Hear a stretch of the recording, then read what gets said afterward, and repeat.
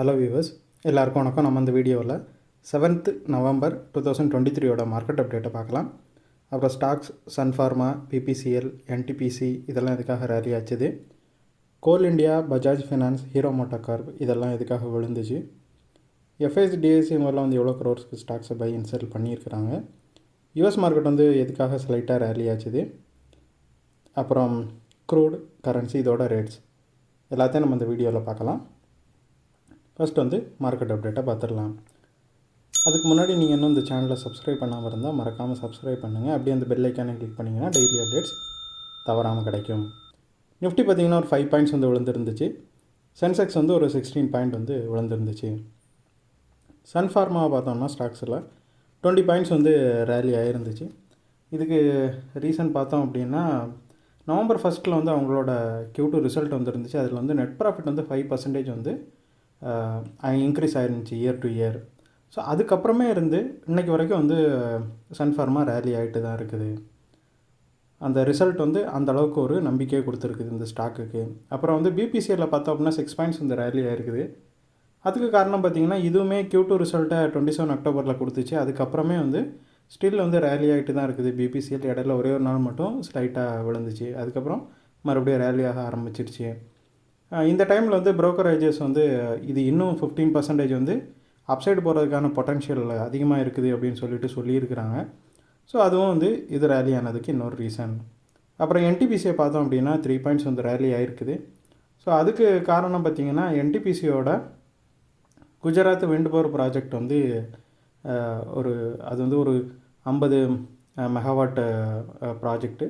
அதில் வந்து ஒரு பார்ட் பார்த்திங்கன்னா இப்போ வந்து ப்ரொடக்ஷனுக்கு வந்திருக்குது. ஸோ அதில் ப்ரொடக்ஷன் ஸ்டார்ட் ஆனதுனால என்டிபிசி வந்து கொஞ்சமாக கெயின் ஆகிருக்குது. அப்புறம் கோல் இண்டியா பார்த்திங்கன்னா 2 பாயிண்ட்ஸ் வந்து விழுந்துருக்குது. இதுக்கு காரணம் கோல் இண்டியா வந்து 52 வீக் ஹையில் இருந்துச்சு. ஸோ இப்போ ஸ்லைட்டாக ப்ராஃபிட் புக்கிங் போயிட்டுருக்குது.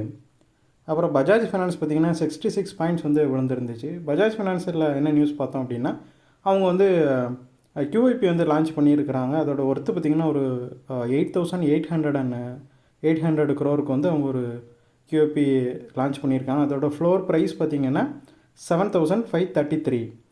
ஸோ இந்த ப்ரைஸ் பார்த்திங்கன்னா ப்ரீவியஸ் டே க்ளோஸ் ஆன ப்ரைஸை விட இது கம்மியாக தான் இருக்குது.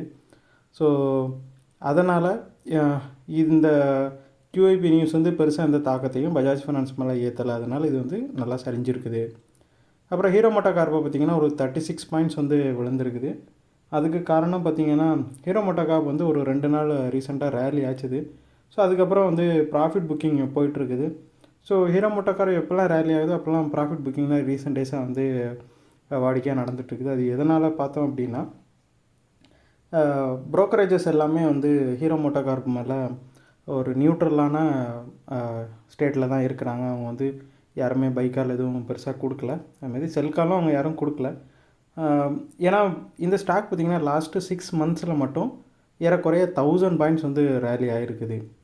ஸோ ஏறக்குறைய இது வந்து ஓவர் பாட் ஜோனில் தான் இருக்குது. அது மட்டும் இல்லாமல் நல்லாவே ரேலி ஆகிட்டு ஒரு ஷார்ப்பான ரேலி வந்து கொடுத்துருந்துச்சு. ஸோ அதனால் இதுக்கு நியர் ஃப்யூச்சரில் பெரிய அளவுக்கு அப்சைட் எதுவும் இருக்காதுன்னு எல்லோரும் நம்புறதுனால இந்த ஸ்டாக் வந்து கொஞ்சமாக விழுந்துக்கிட்டே இருக்குது. அப்புறம் எஃப்ஐஎஸை பார்த்தோம் அப்படின்னா அவங்க ஒரு 497 crore வந்து செல் பண்ணியிருக்கிறாங்க. அவங்க 10th கன்சிக்யூட்டிவ் டேவாக செல் பண்ணுறாங்க. டிஏஎஸை பார்த்தோம் அப்படின்னா அவங்க வந்து ஒரு 700 crore பை பண்ணியிருக்கிறாங்க. டிஏஎஸ் வந்து இதை 16th கண்டினியூஸ் டேவாக பை பண்ணுறாங்க. ஸோ எஃப்ஐஎஸும் டிஏஎஸும் ஏறக்குறைய 200 crore வந்து டிஃப்ரென்ஸில் அவங்களோட டிரான்சாக்ஷன்ஸை வச்சுருக்கிறாங்க. அப்புறம் யூஎஸ் மார்க்கெட்டை பார்த்தோம் அப்படின்னா டவ் வந்து 56 பாயிண்ட்ஸ் வந்து ரேலியாக இருந்துச்சு. S&P 500 12 பாயிண்ட்ஸ் ரேலியாக இருந்துச்சு. நாஸ்டாக் வந்து 121 பாயிண்ட்ஸ் வந்து ரேலியாக இருந்துச்சு. ஸோ பெரிய அளவுக்கு நாஸ்டாக்கை தவிர மீதி 2 இண்டெக்ஸும் எந்த ஒரு ரேலியையும் காட்டலை. அதுக்கு முக்கியமான ரீசன் பார்த்தோம் அப்படின்னா ஃபெட்டோட சேர்மன் வந்து ஜெரம் போல் வந்து பேசுகிறதா இருக்கிறாரு வெனஸ்டே. அதனால் அவர் பேசுகிறதுக்கு முன்னாடி ட்ரேடர்ஸ் வந்து எந்த ஒரு பெரிய டெசிஷனையும் எடுக்க விரும்பலை. ஸோ ஸ்லைட்டாக வந்து அவங்க ட்ரேட் பண்ணிகிட்ருக்காங்க. பெரிய அளவு எந்த ட்ரேடும் இல்லாததுனால பெரிய சேஞ்சஸ் யூஎஸ் மார்க்கெட்டில் இல்லை. அப்புறம் க்ரூடு பார்த்திங்கன்னா 96 அந்த மாதிரி ரேஞ்சில் இருந்தது. இப்போதைக்கு பார்த்திங்கன்னா 81.51 இருக்குது. ஏறக்குறைய இன்றைக்கி மட்டும் வந்து 3.67 வந்து ஒரு பேரலுக்கு கம்மியாக இருக்குது. அதாவது $3.67 வந்து பெர் பேரலுக்கு கம்மியாக இருக்கிறது பிரெண்ட்டு. ஸோ இதுக்கு வந்து 2 ரீசன் இருக்குது. ஒன்று வந்து யுஎஸோட ஆயில் இன்வென்ட்ரிஸ் வந்து இப்போ இன்க்ரீஸ் ஆகிருக்குது. ஸோ அது ஒரு ரீசன். சப்ளை வந்து இன்க்ரீஸ் ஆகிருக்குது, அது ஒரு ரீசன். அதே மாதிரி சைனாவில் எக்கனாமிக் டேட்டா வந்திருந்தது. அந்த டேட்டா பார்த்திங்கன்னா ஒரு மாதிரி மிக்ஸ்டாக வந்துருந்துச்சு. ஸோ இதனால் ஒரு கன்சர்ன் தான் ரைஸ் ஆகிருக்குது. என்னென்னா குளோபல் அளவில் ஆயில் டிமாண்ட் வந்து குறையிறதுக்கான வாய்ப்பு இருக்குது. அந்த அளவுக்கு அதிகமாக இருக்காது அப்படிங்கிற மாதிரி எல்லோரும் நம்புகிறாங்க சைனாவோட அந்த எக்கனாமிக் டேட்டானால். ஸோ அந்த கன்சர்ன்னாலையும் பிரெண்ட் வந்து கொஞ்சமாக சரிஞ்சிருக்குது. யூஎஸ்டி பார்த்தோம் அப்படின்னா இந்தியன் ருபிக்கு அகெயின்ஸ்டாக 83.26 இருக்குது. பெரிய சேஞ்சஸ் எதையும் மேக் பண்ணல. கோல்டு வந்து 1975 இருக்குது. ஒரு 13 பாயிண்ட்ஸ் வந்து விழுந்திருக்குது. ஸோ இந்த வீடியோவில் நான் உங்களுக்கு கொடுத்த இன்ஃபர்மேஷன்ஸ் எல்லாம் கண்டிப்பாக ஹெல்ப்ஃபுல்லாக இருந்திருக்கும். நான் நம்புறேன் இது உங்களோட ஃபியூச்சர் ட்ரேடிங் செஷனுக்கு கண்டிப்பாக ஹெல்ப் பண்ணும். இந்த வீடியோ உங்களுக்கு பிடிச்சிருந்துச்சின்னா லைக் பண்ணுங்கள், ஷேர் பண்ணுங்கள், மறக்காமல் சேனலுக்கு சப்ஸ்கிரைப் பண்ணுங்கள். அப்படி இந்த பெல் ஐக்கானை கிளிக் பண்ணிங்கன்னா டெய்லி அப்டேட்ஸ் தவறாமல் கிடைக்கும். தேங்க்ஸ் ஃபார் வாட்சிங். Keep supporting. தேங்க்யூ.